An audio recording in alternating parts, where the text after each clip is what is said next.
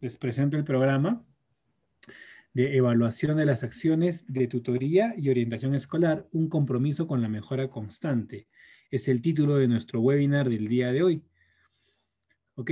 Que pertenece o corresponde al programa de especialización en gestión en convivencia escolar y tutoría de 240 horas organizado por la Escuela de Posgrado de la Universidad Continental. Nuestro programa te permitirá diseñar programas innovadores para la convivencia escolar, prevención e intervención en situaciones de riesgo escolar. Los invitamos a participar del inicio de clases del programa de especialización en gestión en convivencia escolar y tutoría que inicia en el mes de abril. Este programa ya reformulado a sus 240 horas. Aprovecho para mencionar que el webinar se está transmitiendo en vivo vía Zoom y a través de la cuenta de Facebook de la Escuela de Posgrado de la Universidad Continental.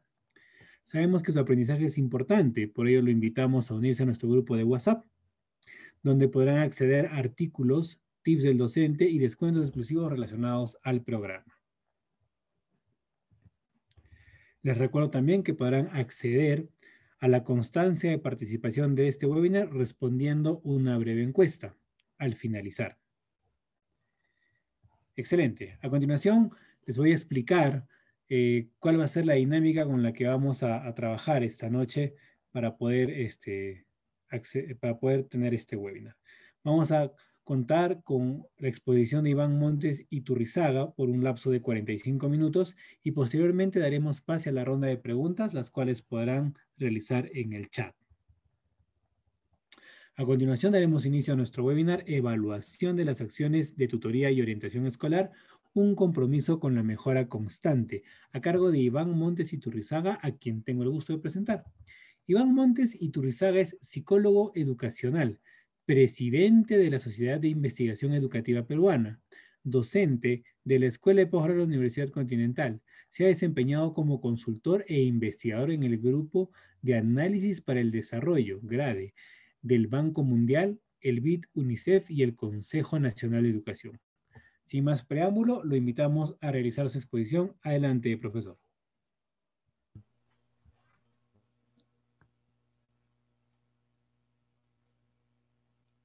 Muy buenas noches, muchísimas gracias por la invitación.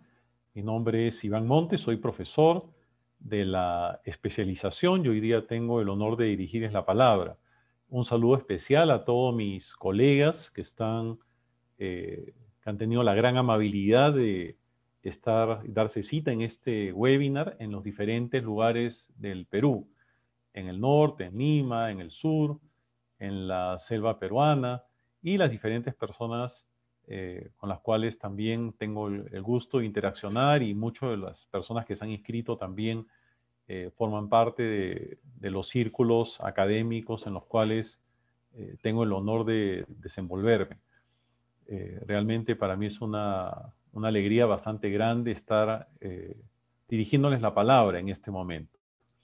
Me gustaría compartirles la presentación. ¿Sí? Perfecto. A ver, como les venía comentando, soy profesor de esta especialización, y una de las cosas que vemos y que hablamos constantemente a lo largo de los diferentes módulos versa en torno a lo que es el diseño y la evaluación de los programas. Hay otros módulos más asociados a los aspectos conceptuales, a los modelos, al perfil y rol del tutor y el orientador. Pero una de las columnas vertebrales del programa es el diseño, pero también la evaluación. Hoy día voy a hablarles a ustedes con respecto a la evaluación de estos programas. La evaluación de los programas lamentablemente no ha estado o no está tan presente en las acciones institucionales. Me refiero tanto a instituciones de educación básica, institutos superiores tecnológicos o universidades, donde también se hace tutoría y orientación. Si bien en este módulo, en esta especialización nos centramos en lo que es el ámbito escolar, tenemos participantes de las más variadas disciplinas y especialidades, pero también tenemos un grupo importante de participantes que se mueven en lo que es la educación superior. Es nos preocupa también muchísimo la evaluación. En otras palabras, ¿de qué manera podemos determinar, uno, si el programa tuvo el impacto deseado, si es que realmente lo que se proyectó como despliegue, como proceso para poder alcanzar esas metas o propósitos, realmente era coherente?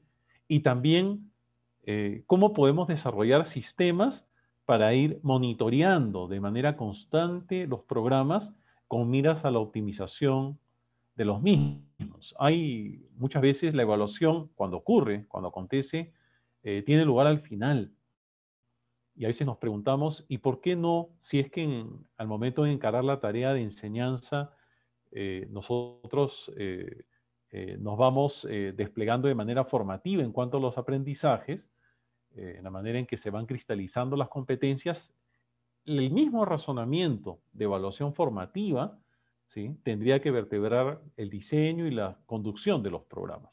Más aún, la gran mayoría de autores, yo diría los primeros que hablaron de evaluación formativa, lo hacían apuntando a la evaluación de programas escolares, a la evaluación de programas y acciones que tienen lugar dentro de las instituciones educativas.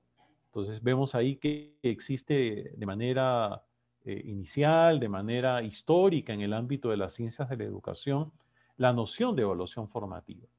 En esta presentación, que como se indicó es de 45 minutos, se han priorizado 4 contenidos. El primero de ellos, evaluación y diseño de programas, los modelos de evaluación de impacto, línea de base, que tiene que ver muchísimo con los estudios de impacto de los programas, y la evaluación y la mejora de estos programas, la mejora y la optimización o reperfilamiento de estas acciones que tienen lugar dentro de las instituciones educativas. Los ejemplos, los contextos que voy a graficar en mis palabras van a estar contextualizados en lo que es programas de orientación, programas de tutoría escolar y en algunos momentos programas de otra naturaleza, aunque también superpuestos a los mencionados. Pero antes, permítanme hacer algunas anotaciones referidas al diseño de los programas. Cuando generalmente en una institución, llámese nacional o internacional, convocan a un evaluador, a una persona que se mueve en el entorno de la evaluación de programas, ¿sí?, se lo convoca al inicio, ¿sí? A esta persona se le convoca ya desde el propio diseño, y es ahí donde la evaluación tiene muchísimo que decir. Pero bueno, algunas anotaciones, 5 pequeñas anotaciones de cara a lo que es el diseño de programas. En primer lugar, los programas se formulan, se estructuran en función a necesidades reales. Puede sonar algo lógico, ¿sí?, absurdo mencionarlo, pero no con poca frecuencia a veces encontramos programas que, que no están asociados a necesidades reales de la institución escolar, ¿sí? Hay necesidades que son levantadas a través de diferentes formas y medios y canales, no necesariamente estudios cuantitativos, sino también reuniones colegiadas, mesas para poder analizar una serie de tensiones o situaciones emergentes dentro de la institución escolar. 2, se esperaría que sean permanentes y se encarnen en los proyectos educativos institucionales. No todos, sino los programas más exitosos, los programas más pertinentes, se esperaría que después de un tiempo no tan extenso, esos programas tan relevantes se encarnen en los proyectos educativos institucionales a fin de que sean parte de los hábitos, de las costumbres, de los modos y formas de una institución educativa, ¿sí? Los programas exitosos son aquellos en los cuales podemos anticipar que una vez que no existan estas acciones, llámese programas, ¿sí?, estos programas van a seguir rindiendo frutos, van a seguir avanzando, mejorando, van a seguir de otra manera teniendo el impacto deseado y seguramente un impacto mayor con el paso de los años. Si los programas exitosos y pertinentes no se encargan en el PI,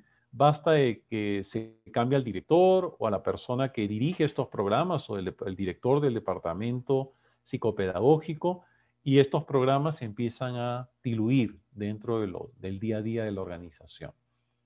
Los programas atienden también a marcos teóricos, algunos le pueden llamar macromodelos o paradigmas en educación, o marcos teóricos disciplinares, ¿sí? Los programas se diseñan también atendiendo los antecedentes tanto de investigación de programas, pero también antecedentes de programas similares, de similar naturaleza, que se desenvuelven en diferentes escenarios. Acá hay dos posturas. Una postura que dice de que no podemos tomar como antecedentes, por ejemplo, para las realidades que acontecen y tienen lugar en el Perú, antecedentes de Japón o antecedentes de Estados Unidos o antecedentes de Chile, de Colombia o de Reino Unido, ¿sí? Que no se puede. Y otros dicen que sí se puede. Yo más me inclino por lo segundo, y vamos a ver que cuando se formulan estos programas es natural que podamos revisar antecedentes tanto nacionales como internacionales, no para copiar. El antecedente no nos dice qué es lo que tenemos que hacer, pero el antecedente, y más aún sean escenarios o entornos diferentes, nos dan insumos para poder comprender, ¿sí? Y poder advertir potenciales riesgos colaterales a los cuales nos podría llegar un programa. Los programas no están exentos de efectos no deseados. De eso también vamos a conversar ahora. Pero tenemos que sustentarnos en antecedentes. Sustentarnos, no para copiar o calcar.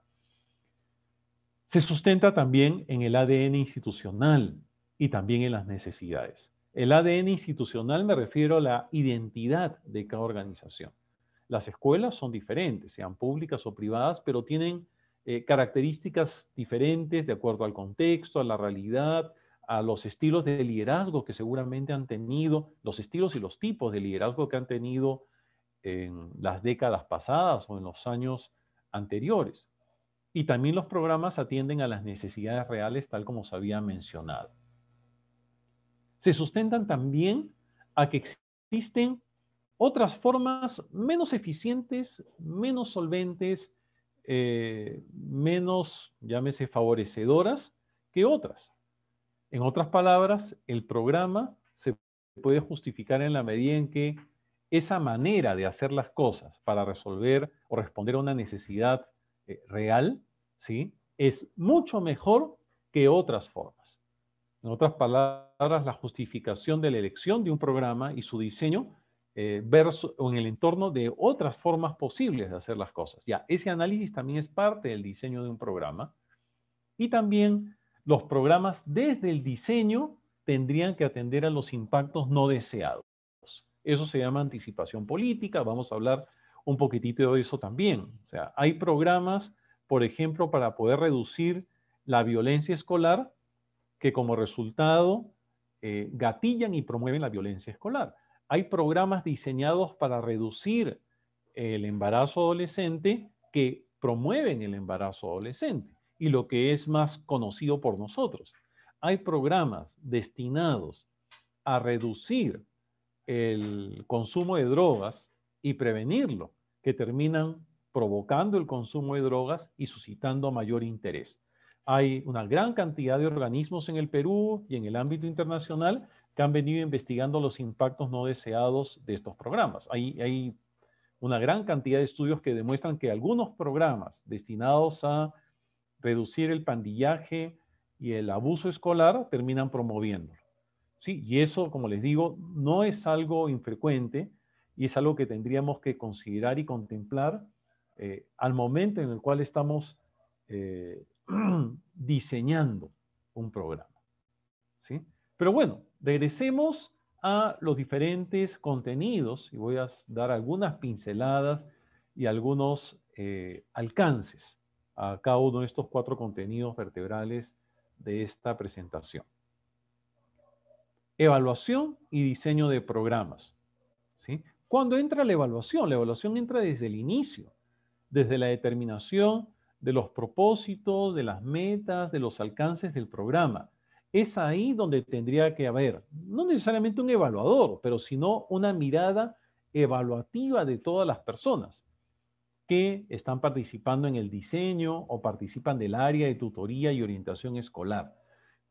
Como les digo, la evaluación no es tal y como acontece en cuanto a lo que es aprendizaje. La evaluación no acontece para saber cuánto aprendió o cuánto no aprendió un estudiante. La evaluación tiene que ver, en cuanto a aprendizajes, tiene que ver con la manera en que asignan los trabajos, con la manera en que se hace el feedback a los estudiantes, con la manera en que se determinan con realismo qué es lo que se va a hacer a lo largo de un año escolar. Eso es parte de la evaluación.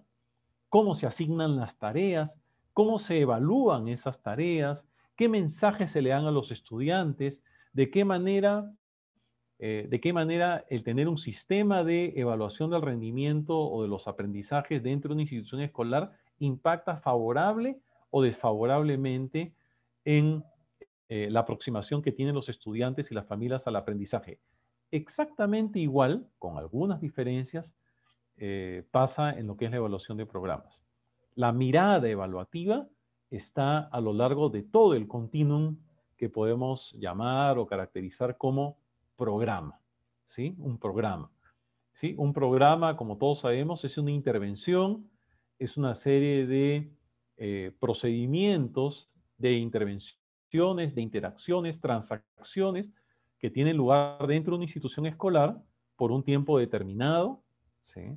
Para poder conseguir determinados fines, propósitos, metas o resultados. Ese es un programa, a diferencia de lo que podría ser una labor de investigación. La labor de investigación es más cognoscitiva. En la labor de investigación queremos conocer una determinada realidad desde alguna disciplina o ciencia que conforma las ciencias de la educación. Un programa es la ejecución, ¿sí? O un programa supone un desarrollo tecnológico, un esfuerzo, un despliegue tecnológico. La tecnología, a diferencia de la ciencia, la tecnología responde a la pregunta ¿cómo hacer para que X sea Y? ¿Cómo hacer para que una determinada realidad pueda cambiar o pueda mejorar o se puedan prevenir una serie de situaciones? Entonces, ¿un programa qué es? Un programa obedece a un diseño tecnológico y también a una dimensión mucho más pragmática, práctica, aplicada, como queramos llamarla, que supone la aplicación, ¿sí? De esa realización tecnológica llamada programa. Entonces, esta mirada evaluativa también apunta, ¿sí? Apunta desde los modelos de evaluación contemporáneos a poder ayudar en el diseño para ver si es que realmente los propósitos o las metas están asociadas a la metodología de trabajo. Ya, ese es un ámbito de la evaluación. ¿Sí? Esto que quiero, la manera en que quiero hacer esto, en que quiero conducirme, en que quiero hacer las sesiones, ¿es coherente con el propósito? ¿Quién sabe no? ¿Quién sabe existe otra forma más eficiente de hacer las cosas? Más eficiente y más eficaz. Entonces, es ahí donde también entra la evaluación para el diseño de los programas. La validación social o contextual de los programas. Y tiene que ver con los impactos. ¿De qué manera este programa va a ser recepcionado por la comunidad educativa? ¿Qué, ¿Cuáles son esas tensiones que podrían acontecer dentro de lo que es el programa? Por ejemplo, hay programas donde las primeras personas que reaccionan son los tutores de aula o los docentes de aula, diciendo, pero ¿por qué no se me avisó? ¿Por qué no se me convocó? ¿Por qué no se me preguntó? Entonces, al momento en que hacemos esta validación social o contextual, tenemos que anticiparnos a las posibles tensiones para poder hacernos cargo de las mismas. ¿Sí? Seguramente en estos aspectos hemos debido consultar a los padres. Entonces, vamos haciendo este proceso, llámese de prospectiva de tensiones. Ver qué tensiones podrían haber. Por ejemplo, hay programas que tienen que ver qué tensiones podemos encontrar al momento de diseñar un programa que podemos anticipar. Esto es antes de que el programa empiece a ejecutarse o a funcionar. Por ejemplo, aspectos de horario, aspectos de material, aspectos de tiempo. A veces uno quiere ser muy ambicioso y quiere que en cada sesión se consiga algo. cuando muchas veces para conseguir aquellas cosas relevantes, trascendentales, importantes, significativas, harían falta 3 o 4 sesiones. O quién sabe, las metas son demasiado abultadas y cuando las metas son muchas en número, el nivel de profundidad no es tal. El nivel en el cual este programa va a apelar en la vida, en la vida de las personas, seguramente no va a ser tan profundo, no va a ser tan significativo, relevante. Entonces, vemos ahí diferentes aspectos que desde validación social o contextual, algunos le llaman anticipación política, es lo mismo prácticamente. Algunos le llaman prospectiva de tensiones. Identificamos todas las posibles tensiones. O, por ejemplo, podemos anticipar, dije, tiempo, horario escolar, un horario que se mantiene fijo para este tipo de sesiones, podría después pasarnos factura después del primer mes o mes y medio. El trabajo docente, si es que el programa, por ejemplo, aspectos que emergen cuando vemos validación social en el diseño. Mira, yo creo que acá el docente, si va a tener que llenar tantos formatos, tantos documentos, y todavía tiene que llenar otros documentos pedagógicos, por decirlo así, tiene que hacer una gestión de la pedagogía o una gestión de los procesos de enseñanza-aprendizaje en el aula, este programa va a consumir gran parte del tiempo del docente llenando formatos o llenando documentos. No estoy diciendo que los formatos no deberían ser importantes, pero tendrían que ser mínimos, porque ya los docentes tenemos suficiente con tener que estar haciendo reportes tan detallados y llenar gran cantidad de documentos que muchas veces para las instituciones educativas, como para lo que es las instancias desconcentradas, llámese UGELES o gerencias regionales de educación, prácticamente no le dan uso alguno, ¿sí? Entonces, esas son tensiones que tendríamos que ir levantando, analizando y contemplando en todo momento, antes, ¿sí? Evaluación en el proceso y al final. ¿En qué momentos vamos a entrar para poder conocer cómo está funcionando el programa? ¿Y qué tipo de decisiones tendríamos que tomar? ¿Y quiénes son los llamados a tomar las decisiones?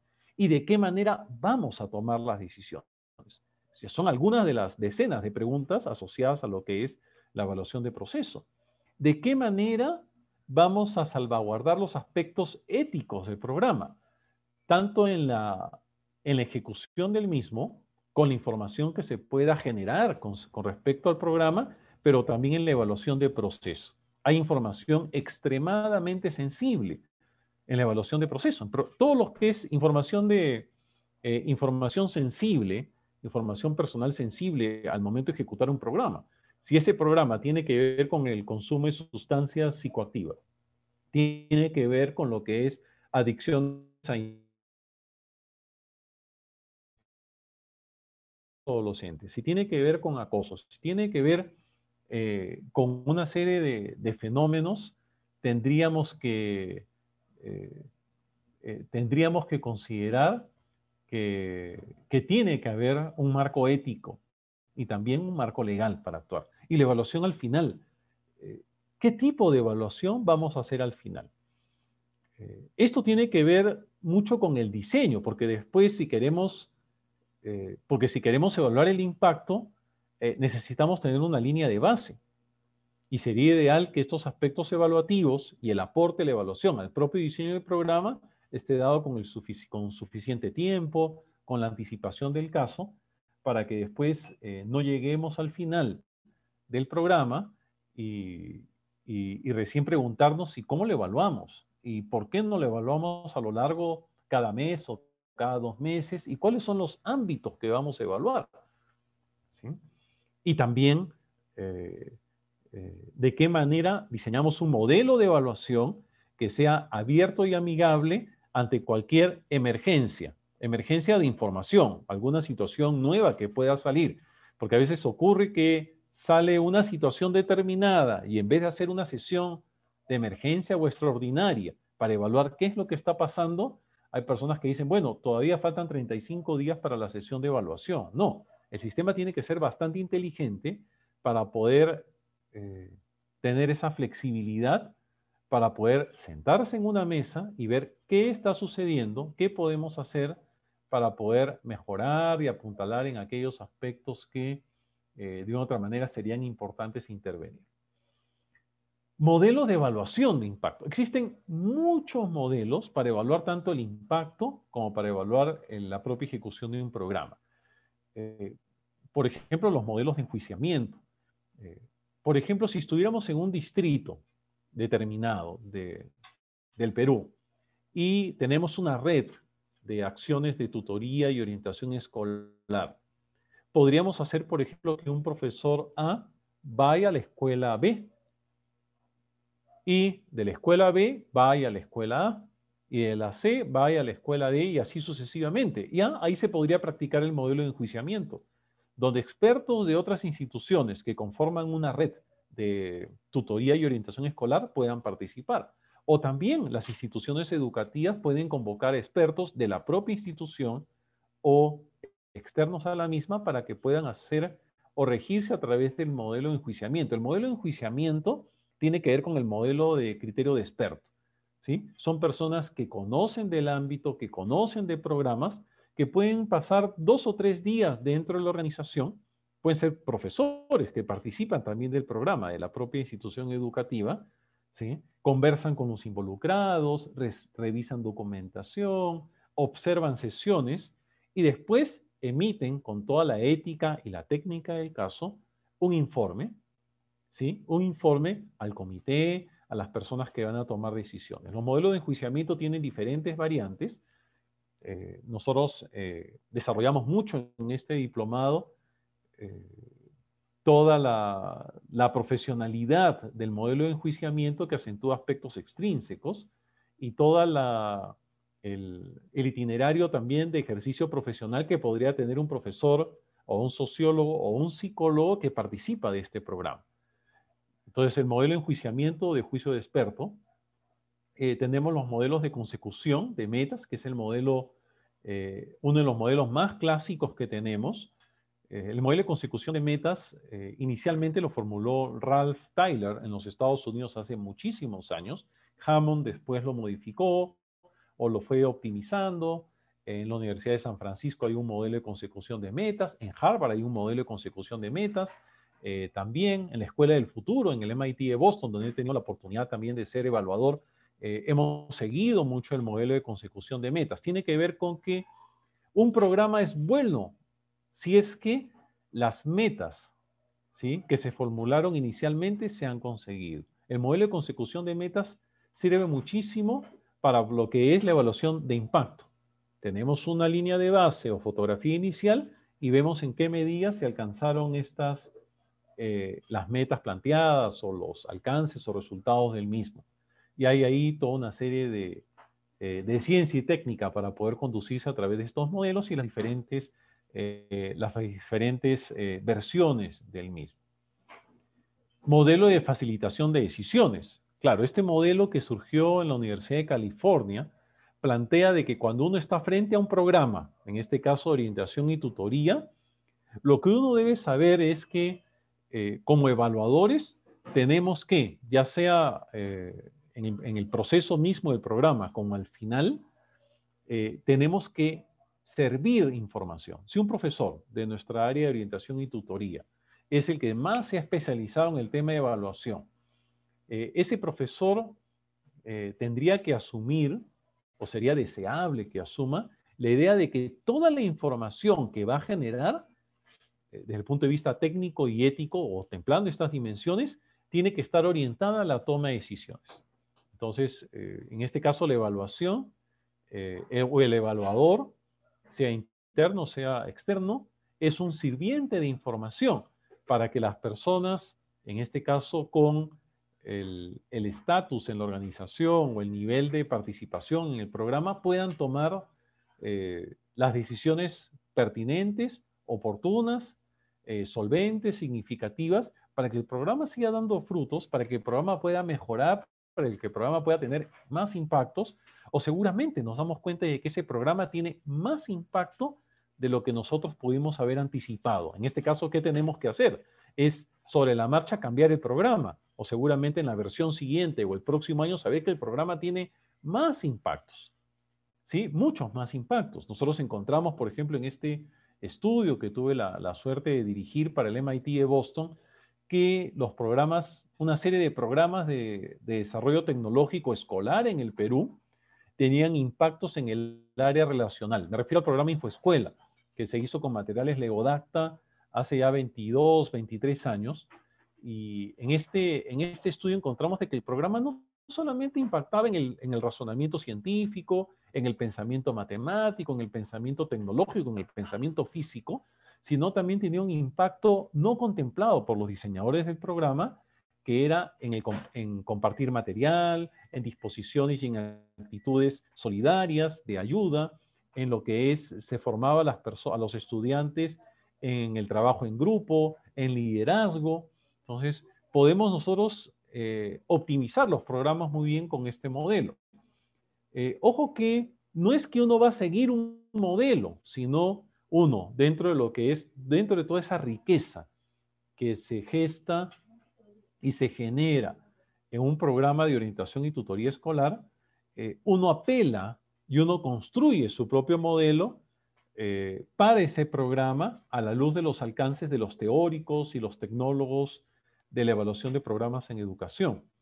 ¿Sí? Uno tendría que construir su propio modelo, ¿sí? Y se nutre de estos modelos. Hay modelos especiales, el modelo iluminativo, por ejemplo, de Parlett y Hamilton, ¿sí? Que tiene que ver con el MIT de Boston y con la Universidad de Edimburgo, en el Reino Unido.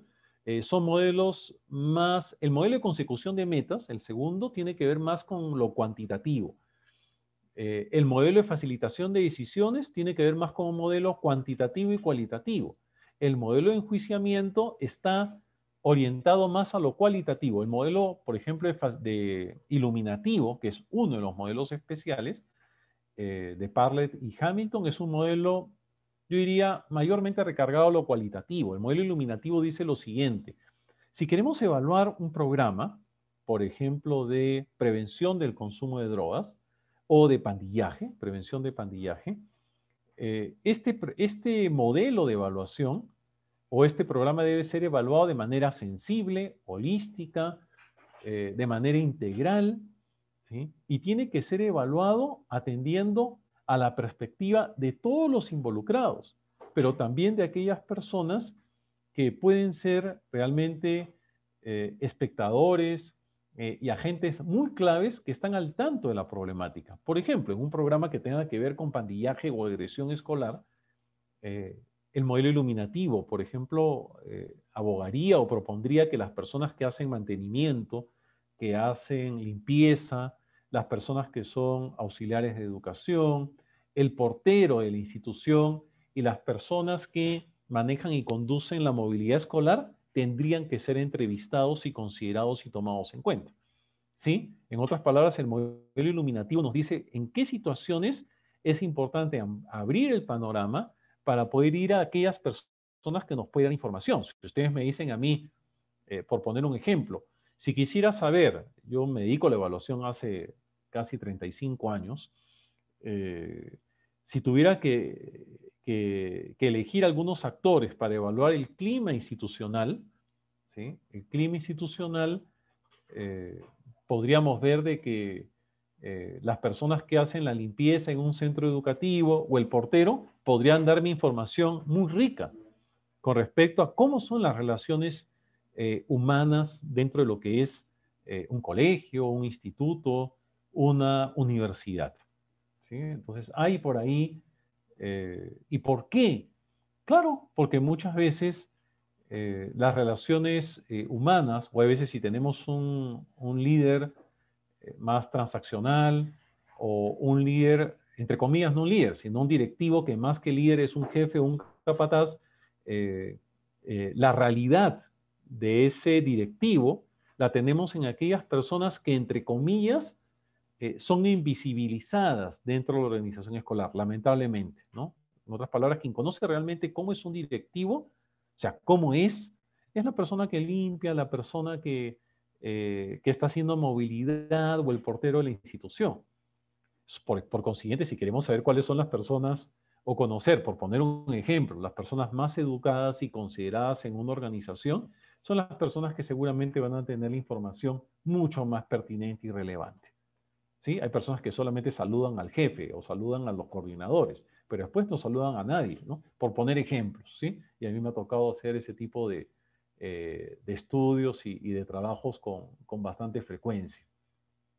Entonces, existen diferentes modelos. Está el modelo modus operandi, está el modelo libre de meta.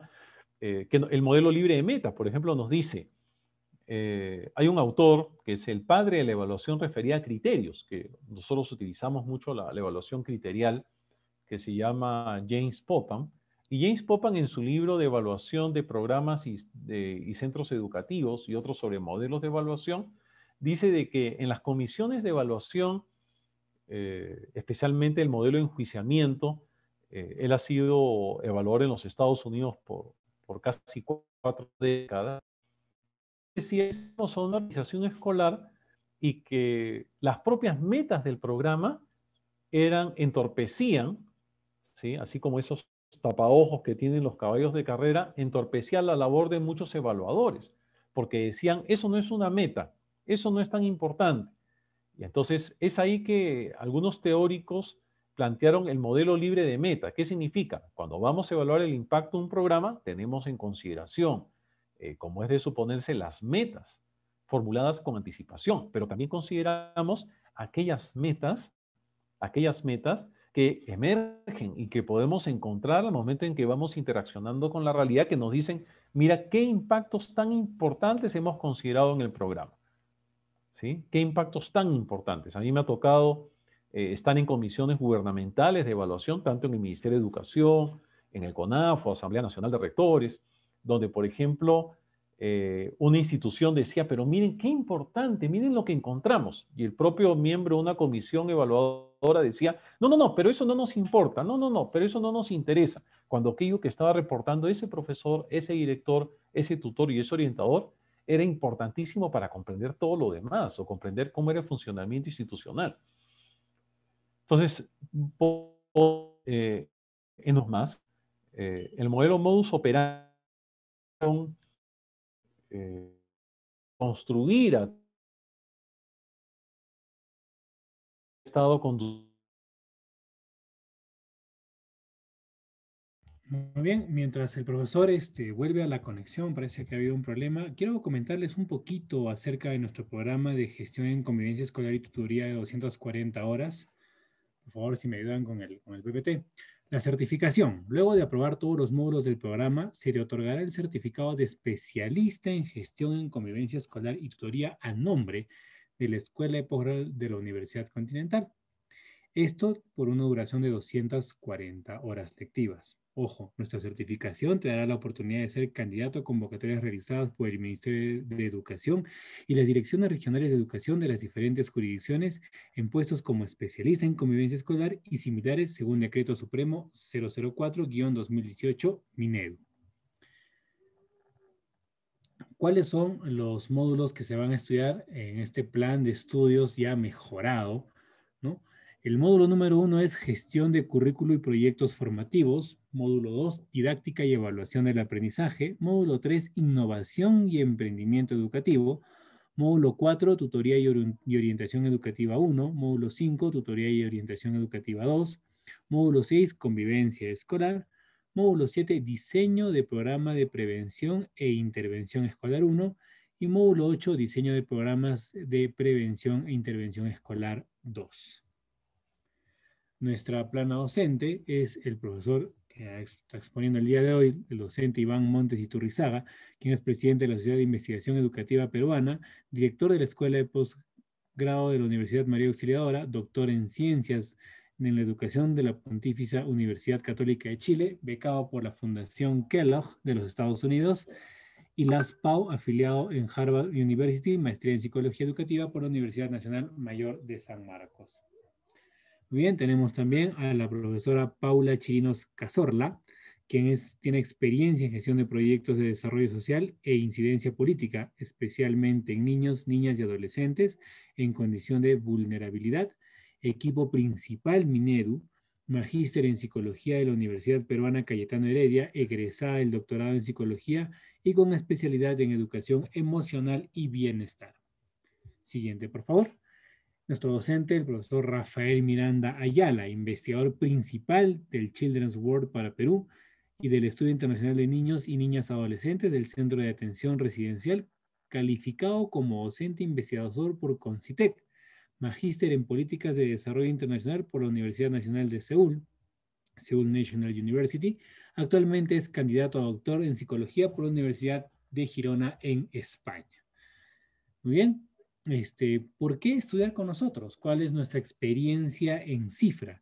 Tenemos más de 135,000 alumnos y egresados de nuestros programas, 9 exministros de Estado como estudiantes, 20 ediciones de la Maestría de Administración de Negocios, nuestro MBA, 64 ediciones de la Maestría en Gerencia Pública, 208 ediciones del Programa de Especialización en Contrataciones del Estado y 134 ediciones de maestría. Esta es nuestra experiencia en cifras en cuanto a lo que es la escuela de posgrado de la Universidad Continental.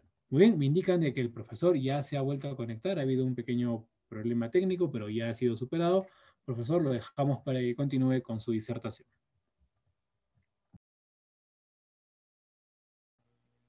Muchísimas gracias. No, se ha ido el internet. Yo en este momento estoy en la ciudad de Arequipa. Un saludo a todas las personas que están por aquí. Y bueno, ha habido un bajón de internet y esperemos que no se... estoy ahorita conectado a través de mi celular. Estoy pasando internet a la computadora. ¿Sí? Profesor, disculpe que lo interrumpe. Sí, justamente si puedes activar su cámara, por favor, para que la conexión no se vaya, por favor. Claro que sí. Deme un segundo. Muchísimas gracias, profesor. Listo. Entonces, tenemos esta serie de modelos, llámese especiales o emergentes, y justo cuando se cortó estaba hablando del modelo libre de meta, el modelo modus operandi, y bueno, hay una vasta literatura que revisamos con los estudiantes, porque una de las dinámicas para este módulo, que es uno de los últimos módulos de la especialización, es analizar casos.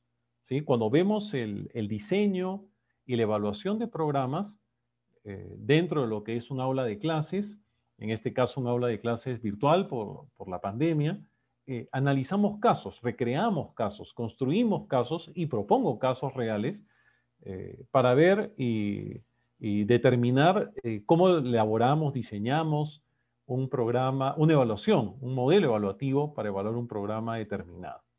¿Sí? Tenemos la línea de base en los programas tanto de tutoría y orientación escolar. Es importantísimo partir en todo momento de que un programa bien diseñado tendría que tener no solamente un diagnóstico de necesidades, sino también tendría que tener una evaluación previa de manera sistemática. Puede ser cuantitativa, a través de test, a través de cuestionarios, muchos de ellos anónimos, dependiendo de lo que va a versar el programa, del objetivo del mismo. Podemos tener una línea de base también sobre la base de focus group o grupos focales, sobre la base de entrevistas en profundidad, observaciones en la institución educativa, observación sistemática, observación participante en algunos casos, observación no participante. Entonces, podemos revisar estadísticas institucionales, los reportes, por ejemplo, de agresiones. Podemos, dentro de institución o situaciones reportadas como acoso o agresión escolar, podemos tener estadísticas asociadas a lo que es embarazo adolescente, por poner un ejemplo. Esa fotografía inicial, donde nosotros tomamos data primaria y secundaria, se le conoce como línea de base.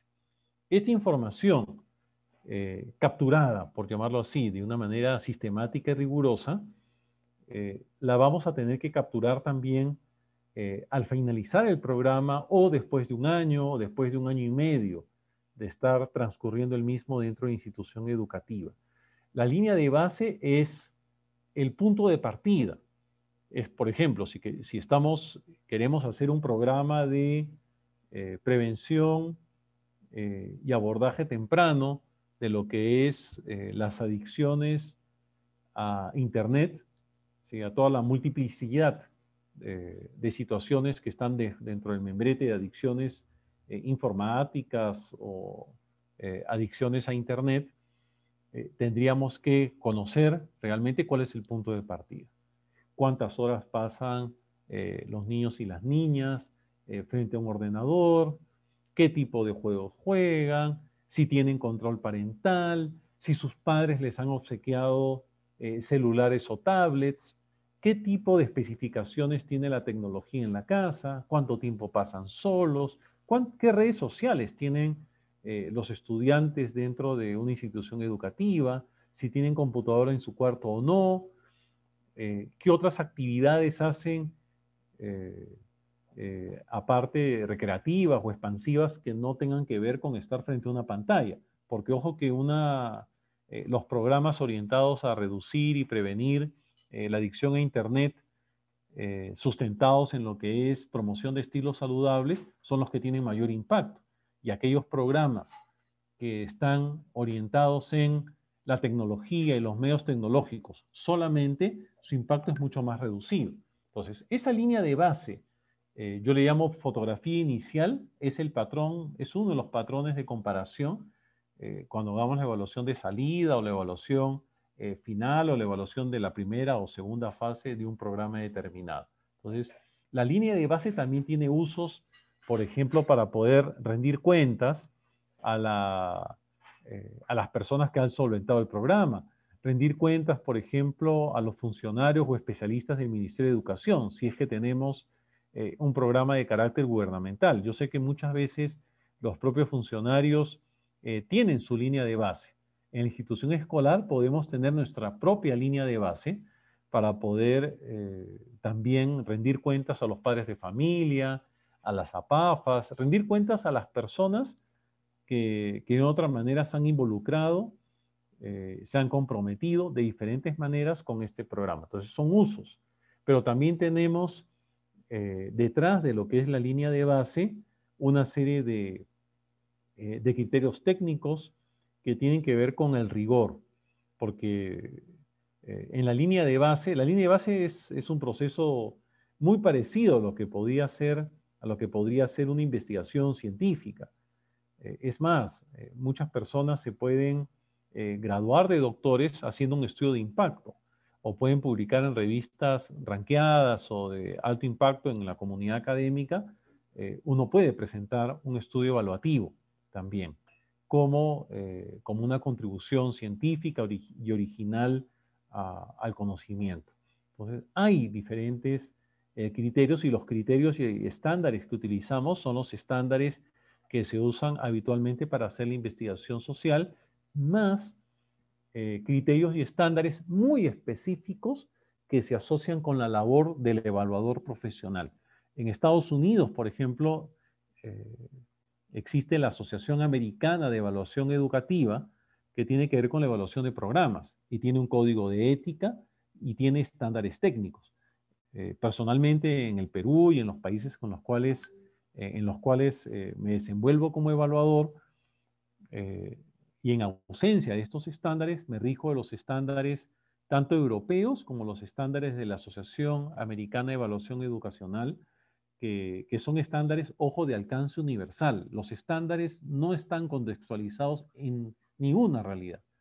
O sea, no son estándares contextualizados a la realidad norteamericana, son estándares académicos, científicos, de trabajo que nos habla del rigor, por ejemplo, de validez y confiabilidad de los instrumentos, de aspectos asociados a lo que es los procedimientos cualitativos, lograr validez y confiabilidad ya no en lo cuantitativo, sino también en lo cualitativo, el cómo comunicar adecuadamente a los decidores de política institucional los resultados, el cómo hacer los reportes, el cómo hacer los informes de lo que es un estudio de línea de base. Entonces, hay muchísimo trabajo, muchísima expertise, muchísimo publicado en torno a lo que es la evaluación de programas. Y por último, la evaluación y la mejora de los programas. No podemos mejorar aquello que no, o aquello en el cual no conocemos. En otras palabras, no podemos mejorar aquello que no conocemos. No podemos mejorar algo que desconocemos. Entonces, la evaluación se justifica en la mejora. Y uno para mejorar puede tomar diversas decisiones.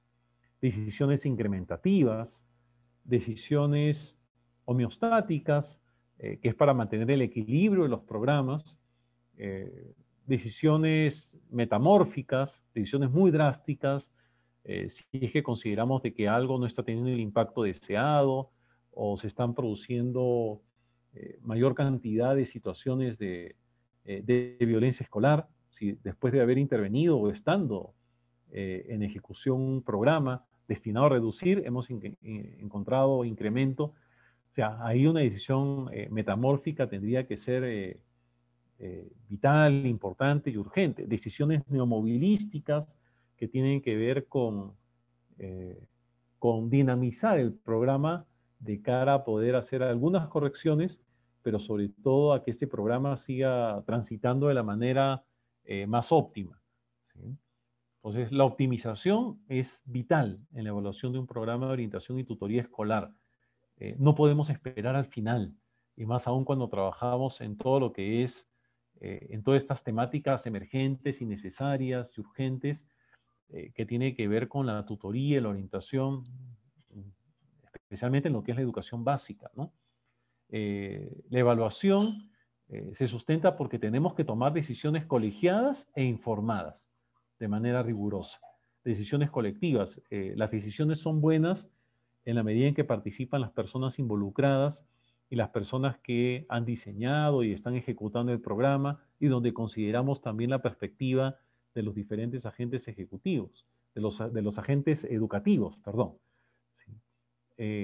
Existen modelos integrales también que nos permiten mejorar el programa en todas sus aristas, en toda su complejidad, ¿sí? Y aporta el conocimiento. Una de las cosas que siempre le digo a mis estudiantes es, si ustedes trabajan en el ámbito de la orientación y la tutoría, ustedes pueden hacer, pueden gestar no solamente una buena evaluación de programas, podría terminar también en un artículo para una revista científica. Podría terminar en una conferencia, en un evento, en un seminario académico arbitrado. Podría terminar en un libro también. Claro, uno puede decir, pero no podemos poner el nombre de la institución. Claro, en un estudio de impacto no se pone el nombre de la institución escolar.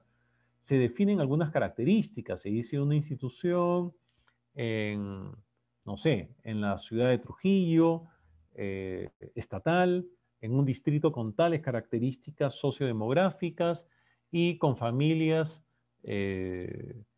con tal tipo de pobreza o con tales necesidades básicas insatisfechas, con este tamaño, etcétera, etcétera. ¿Sí? O sea, describimos, pero no ponemos el nombre.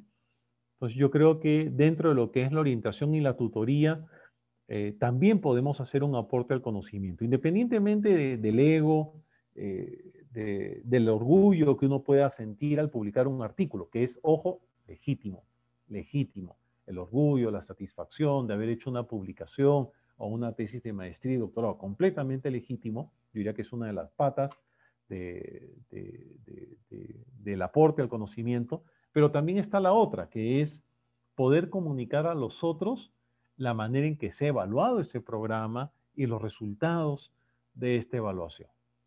O los resultados del propio programa, porque la evaluación de un programa nos habla de si el programa tuvo el impacto deseado o no. Entonces, hay un tema ahí de ética con, yo diría, con el ámbito académico, una ética epistemológica en el entorno de las ciencias de la educación. El poder compartir con los otros qué es lo que hemos encontrado, qué resultados hemos obtenido con este programa, de qué manera se evaluó, de qué manera se han encarado las propias tensiones que demanda no solamente la ejecución de un programa, sino también la evaluación del mismo. La evaluación de programas de orientación y tutoría escolar es apasionante, pero es extremadamente apasionante si es que concebimos esta mirada evaluativa desde el inicio, desde la concepción, desde el germen, desde las decisiones primeras que llevan a un director, a un subdirector, a un área determinada, a un patronato, a una promotora, por decidir por un programa. Esa mirada evaluativa tendría que estar pertinente y sumándose, sin lugar a dudas, a otras perspectivas, a otros aportes en el diseño de un programa. Yo les agradezco muchísimo por su gentileza y le cedo la palabra al maestro de ceremonias, al conductor de esta actividad, y no sin antes realmente expresar mi profundo agradecimiento y la generosidad a todas las personas que me están escuchando en este momento. Muchas gracias, profesor Iván Montes, por tan interesante exposición. Siempre es un lujo contar con un ponente de su calidad. Bien, comenzamos con la ronda de preguntas. Iniciamos con la primera pregunta que nos hacen. Nos dicen, ¿cuáles son los instrumentos para evaluar desempeño, tutoría? ¿Cuáles son las herramientas básicas para el acompañamiento de tutoría y orientación escolar? Bueno, la pregunta es bastante amplia e importante. Yo respondería así de manera puntual. Nosotros tenemos que capturar información. Y acá tenemos tanto en la dimensión evaluativa, pero la dimensión, llámese ejecutiva o ejecutora, tenemos que capturar información. Yo diría que las técnicas, la primera técnica que recomendaría es, por ejemplo, el focus group, el grupo focal, el grupo de discusión, que es una técnica cualitativa que con rigor realmente da muchísimos frutos. Tenemos las entrevistas semiestructuradas, tenemos los cuestionarios, ¿sí? Tenemos los cuestionarios, las encuestas, algunos test que podamos nosotros utilizar. Para la evaluación de impacto en consecución de metas tenemos muchos test, tenemos también focus group, pero para el día a día sería ideal que exista una pauta, llámese un conjunto de estándares para que los tutores puedan hacer de manera colectiva, puedan preparar una serie de instrumentos, una serie de procedimientos. Me refiero para captar información, para poder levantar necesidades, para poder levantar expectativas o el feedback de los estudiantes con respecto a qué sienten con respecto al programa, qué significa para ellos este programa que se está conduciendo, que se está llevando a cabo. Muchas veces los estudiantes prefieren el anonimato, dependiendo del tema. Entonces podemos combinar algunos cuestionarios anónimos con focus group, grupos de discusión. Me refiero a grupos o sesiones de 5 a 7 personas donde se pueda hablar en profundidad sobre el programa, sobre de qué manera el programa está significando algo importante para nosotros. Ya en la ejecución del mismo, ya en las sesiones en el aula, podemos hacer pequeños sondeos, podemos hacer sesiones mucho más conversadas donde los estudiantes puedan expresar brevemente qué ha significado para ellos esta unidad o esta experiencia o ese módulo o esta actividad compartida o esta socialización de lo avanzado a lo largo de un mes o de un bimestre determinado, ¿no? Muy bien, tenemos otra pregunta. Nos dicen, ¿cómo hacer una evaluación del plan de tutoría si la mayor parte de los estudiantes no tienen conectividad? ¿Qué hacer con estos casos? Bueno, buena pregunta. En estos tiempos, a ver, si es que no podemos hacer por falta de conectividad la evaluación, es porque tampoco podemos hacer o ejecutar en estos momentos un programa, ¿sí? Un programa y o un plan de tutoría. Asumamos que la conectividad no es tan... Miren, hemos tenido ahorita un problema de conectividad también. Lo que me ha salvado es el celular y el plan de datos. Pero imaginémonos que para la evaluación no tenemos tanta conectividad, tanto para la ejecución como para la evaluación. Podemos utilizar, por ejemplo, telefonía celular para poder hacer llamadas a través de los celulares de los padres de familia y con una serie de protocolos éticos, pedirle al padre de familia si por favor podríamos hablar con su hijo o hija. Es una de las formas. Podemos, en este momento donde en muchos lugares tampoco el correo regular está funcionando adecuadamente, pero sí podríamos trabajar con aquellas personas que tienen mayor conectividad. Pero acá ocurre un problema, que muchas veces las personas que tienen mayor conectividad son las personas que tienen mayores recursos. Entonces, podríamos hacerlo, sí, pero teniendo la limitación de que si solamente hacemos o los convocamos a aquellas personas que tienen mayor conectividad, la mirada, la evaluación del programa va a estar circunscrita con aquellas personas, aquellos estudiantes que sus familias tienen mayor poder adquisitivo, y estaríamos dejando de lado justo a las familias que podrían ser más vulnerables para los objetivos y propósitos del programa. Yo iría a buscar un mix, buscar esa posibilidad de trabajar con los que tengan mayor conectividad, pero no habría equidad, tal como dice la colega María Becerra. Podría ser una aproximación, pero con esa limitación de que estaríamos dejando de lado, ¿sí? Dejando de lado y excluyendo, no porque queramos, sino por temas tecnológicos, pero estaríamos excluyendo justo al grupo que más tendría que beneficiarse o que seguramente más ha beneficiado y no sabemos porque no tenemos la conectividad. Sé que es un momento de muchos problemas en muchos lugares del Perú y la conectividad sí es una limitación hoy en día, ¿no? Bien, otra pregunta que tenemos es, ¿la línea de base está relacionada al diagnóstico? ¿Cómo se evalúa el impacto del programa? ¿Qué estrategia es pertinente para mejorar la evaluación? Bueno, fueron 3 preguntas. A ver, profesor. Uh-huh. A ver, muy buena pregunta. El diagnóstico y la línea de base están superpuestos, ¿sí? A veces el diagnóstico nos lleva a decidir la importancia de hacer el programa, la importancia de tener una acción de tutoría o un plan, o incorporarlo dentro del plan de tutoría, una serie de acciones muy particulares. Ese es el diagnóstico, ¿sí? Ahora bien, la línea de base puede tomar en consideración algunos aspectos de ese diagnóstico, pero ya con la decisión tomada de hacer este programa y de diseñar el programa, ¿sí? La línea de base puede adquirir magnitudes un poco mayores, mucho más profundas que el propio diagnóstico. El diagnóstico nos sirve para, de cara a un programa, nos sirve para tomar la decisión, para realmente ver que este programa es importante, y el diagnóstico también nos sirve para diseñar el programa,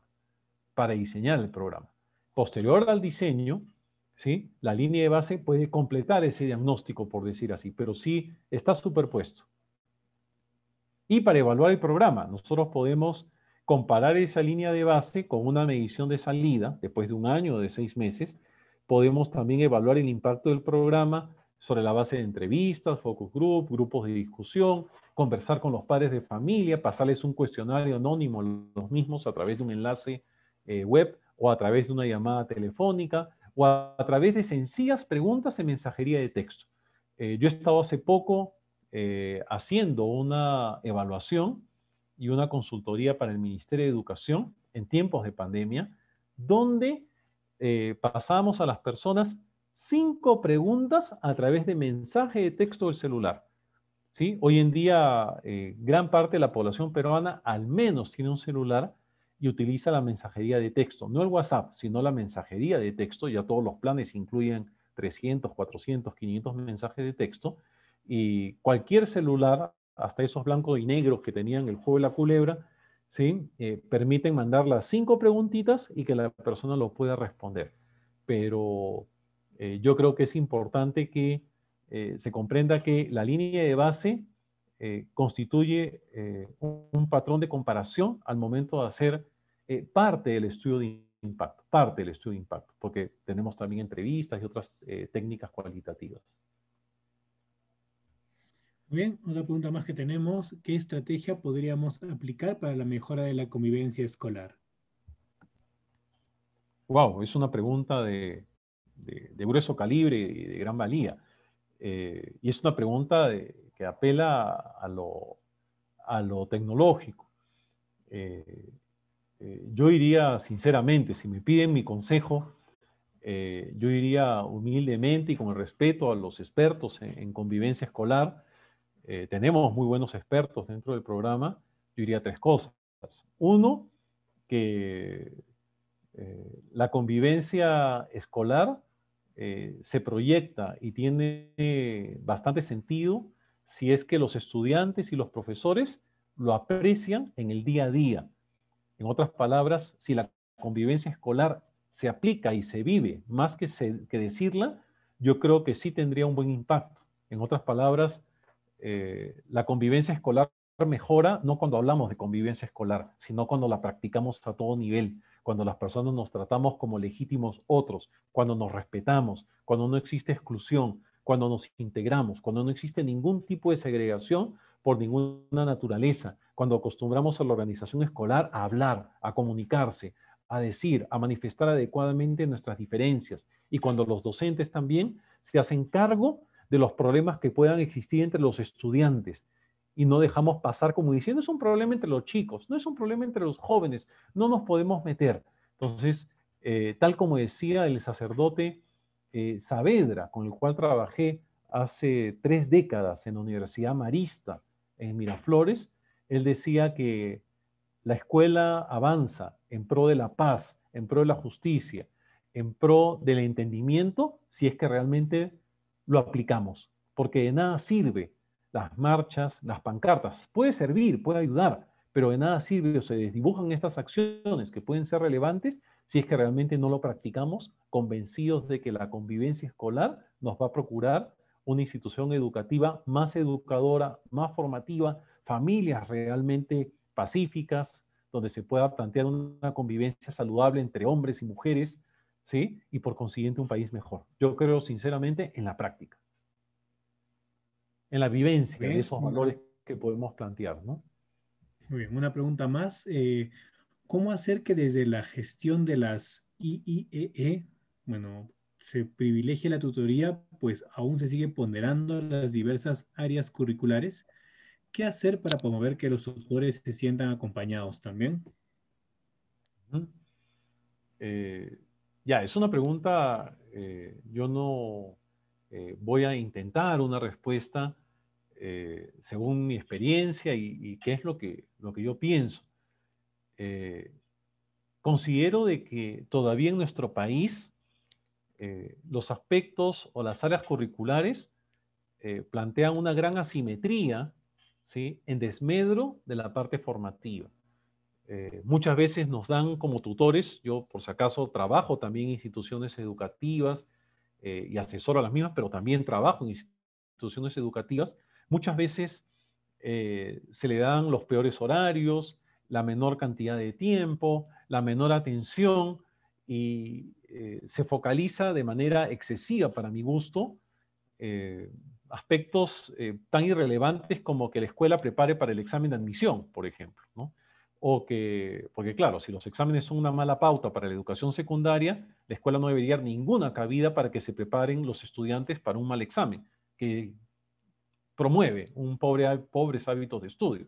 Entonces, hay como un desbalance, es como si se dice en el discurso que es importante la formación integral, pero cuando decimos necesitamos este espacio para tutoría, necesitamos ese espacio para orientación, dicen, no, pero está matemática, ¿no? Está lógico-matemática, o está comunicación, o están otras áreas. Todo es importante, pero yo creo que existe injustamente un desbalance y muchas veces una incomprensión de lo que hacen los profesores, tutores y orientadores dentro de una institución escolar. Yo diría que, y hay veces también el propio Ministerio de Educación, al enfatizar demasiado o en las pruebas censales, o en las pruebas PISA, o en la comparación, o viendo que esto es un concurso y que tenemos que dejar bien a la institución, a veces se vienen opacando las acciones de tutoría y orientación. Yo digo que el mejor concurso que tenemos en una institución escolar es forjar ciudadanos con valores, ciudadanos que puedan tener una convivencia pacífica, personas que puedan aportar realmente a edificar una sociedad sin exclusión, sin segregación y realmente donde las personas nos podamos entender y nosotros también podamos entendernos a nosotros mismos y podamos también retroalimentarnos o ajustar o reperfilar nuestras propias acciones y realmente tener un plan de vida y un proyecto tal y como y de manera muy bonita se dicen en los manuales de tutoría. Yo diría que existe un desbalance y es una tarea realmente bastante, es un pendiente todavía en nuestro país, ¿no? Muy bien, profesor. Bueno, tenemos muchas más preguntas, pero el tiempo nos está quedando bastante corto. Hace agradecer por las respuestas tan acertadas a las preguntas de nuestros invitados. Muy bien. Para indicarles que para mayor información acerca del programa de gestión de convivencia escolar y tutoría, el programa de especialización, puede ingresar al enlace que estamos compartiendo en el chat. Estimado profesor Iván Montes, lo invito a dar sus palabras para poder finalizar este evento. Bueno, solamente comentar que en este programa se vive y se respira un ambiente bastante interesante y enriquecedor, puesto que hemos tenido la suerte, ¿sí? Digo la suerte porque no es algo que haya sido planificado o programado, sino la suerte de encontrar como participantes a educadores, psicólogos, sociólogos, trabajadores sociales de las diferentes escuelas, antropólogas hemos tenido, que trabajan en tutoría, que trabajan en orientación. Entonces, yo digo que esto le da una riqueza bastante grande. Hemos tenido teólogos, filósofos, por ahí he tenido 3 o 4 religiosos en el año 2020. Ya, todo esto, funcionarios del ministerio también hemos tenido, que tienen que ver con los programas de tutoría. Entonces, es un espacio bastante rico donde todos aprendemos y todos nos enriquecemos con la perspectiva de los colegas y de los diferentes participantes. Para mí ha sido un momento bastante grato. Agradezco muchísimo sus preguntas. Les pido disculpas por no responder con solvencia a algunas de ellas. Yo no soy experto en tutoría escolar, en convivencia escolar propiamente tal, pero realmente me han dado la oportunidad también para poder, con mucho respeto hacia ustedes, expresarme y decir lo que pienso y la línea en la cual vengo trabajando hace muchos años. Muchísimas gracias a la universidad, a mis colegas de trabajo, la Universidad Continental, y ya seguramente nos estaremos viendo en un evento de similar naturaleza o en el propio programa de especialización. Que tengan un buen fin de semana, cuídense bastante y realmente mi aprecio y agradecimiento a la generosidad de ustedes. Muchas gracias, profesor. No se olviden a nuestros invitados que tenemos ahí el enlace que se está compartiendo para el grupo de WhatsApp y no olviden también de la pequeña encuesta que tenemos para sus certificaciones. De esta manera damos por concluido nuestro webinar Evaluación de las acciones de tutoría y orientación escolar, un compromiso con la mejora constante. Agradecemos la participación de nuestro ponente Iván Montes Iturrizaga y a todos ustedes que nos han seguido conectados por este Zoom y las redes sociales. De parte de la Escuela de Posgrado de la Universidad Continental, les agradecemos su participación. Cuídense bastante. Muchas gracias.